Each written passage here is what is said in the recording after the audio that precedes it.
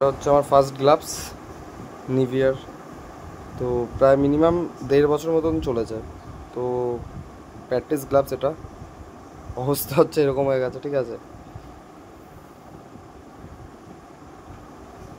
তো বেস্ট ভালো গ্লাভস, এটা সত্যি খুবই ভালো গ্লাভস। আর এটা হচ্ছে রিসেন্ট কিনেছি, জাস্ট এমনি প্র্যাকটিস করার জন্য। খুব লাইট ওয়েট, হালকা প্রচণ্ড।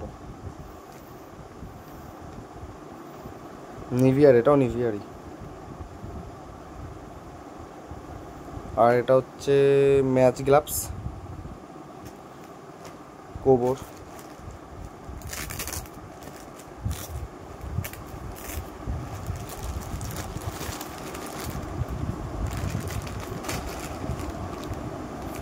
ওই অবস্থা।